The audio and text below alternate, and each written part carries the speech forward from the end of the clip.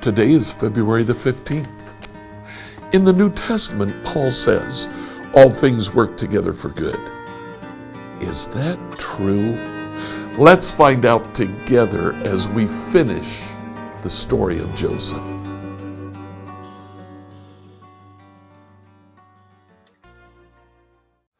Today I'd like you to finish reading the book of Genesis. Please read chapters 47 through 50. Here in these chapters, we finish up the story of Joseph. It is interesting as Jacob meets Pharaoh. In verse 8, Pharaoh says, "How old are you?" recognizing that Jacob was well advanced in years, probably more than most people in Egypt. Jacob responds, "I'm 130 years, but that's nothing compared to my ancestors." In verse 10, then Jacob blessed Pharaoh again before leaving his court. Now Jacob and his family went to live in the land of Goshen, which is part of Egypt, but it's a little bit away from the other settled area. The Egyptians didn't like shepherds, and Joseph's family were all shepherds. So they lived apart, but the interesting thing is that God's promise to Jacob's ancestors, "In you all of the nations of the earth will be blessed," is fulfilled right here. Jacob blesses Pharaoh and the nation of Egypt. Well, we move on. Chapters 48 and 49 give us the story of Jacob's blessings to his 12 sons. And in these chapters, we actually have the 12 tribes of Israel named. If you look at chapter 49, Reuben is the first one mentioned. And Jacob says, "You're my firstborn, but you slept with my concubine. You went to bed with my wife." Now, he calls her his wife. It was a concubine of Jacob's. Reuben forfeited the right of the firstborn. Simeon and Levi, Jacob says, "You're two of a kind."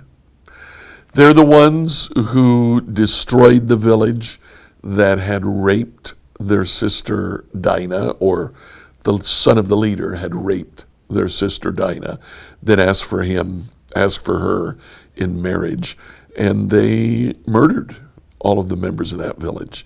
He says, as a result, although you are tribes, I will disperse you among the descendants of Jacob. And absolutely, Simeon disappears. Levi disappears functionally as the Levitical priests go to live. They don't have a land of their own. Instead, they go to live among the other tribes of Israel.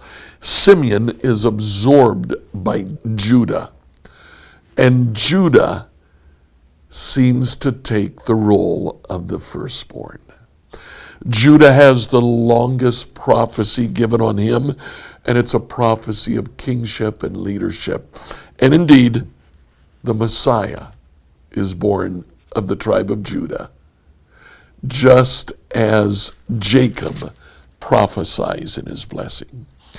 Jacob dies at the end of chapter 49. In chapter 50, Jacob is embalmed. He is mummified. But then we come, starting in verse 14. Joseph and his brothers return from burying their father, which would have been a 1 to 2 month ordeal. Embalming and mummification took about 40 days. In verse 15, now that their father was dead, Joseph's brothers became fearful. Now Joseph will show his anger and pay us back for all the wrong we did to him, they said. We talked about payback yesterday. Today, however, we're going to focus on Joseph's response.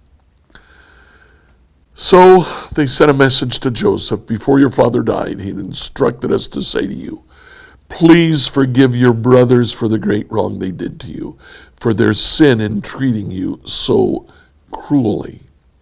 So we, the servants of the God of our father, beg you to forgive our sin. When Joseph received the message, he broke down and he wept. Then his brothers came and threw themselves down before Joseph. We are your slaves, they said.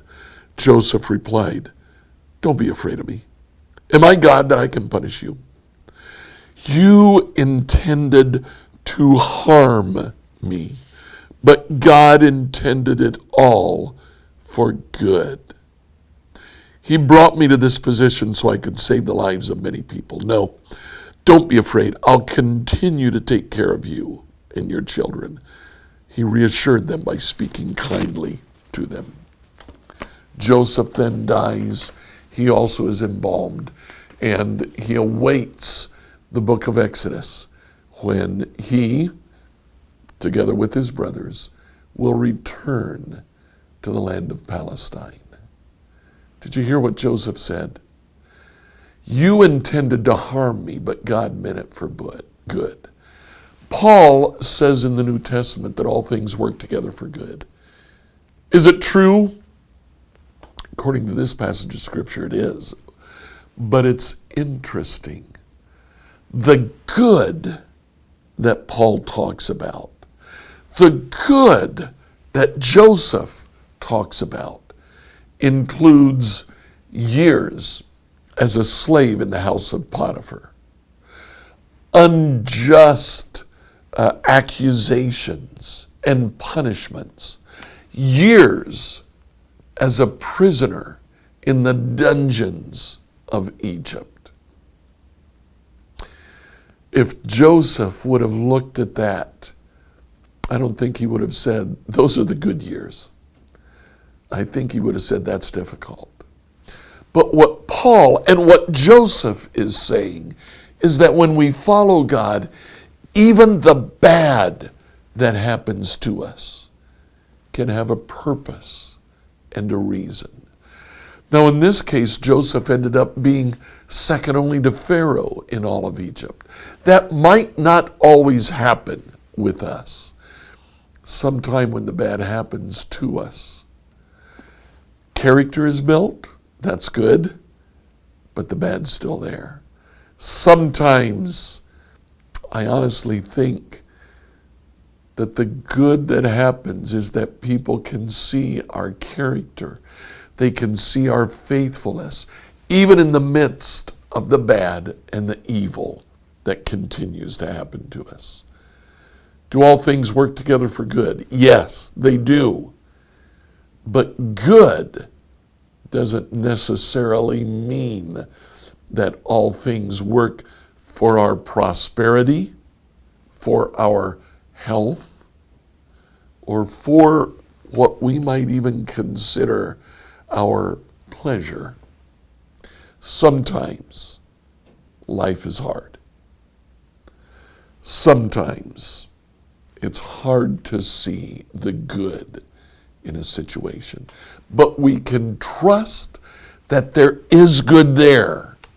All we need to do is keep plugging away, keep faithful, stay engaged, and do the next thing. Please like, follow, and subscribe to this devotional on whatever platform you used to listen to it. Tomorrow, we'll ask the question, can the Bible truly speak to me?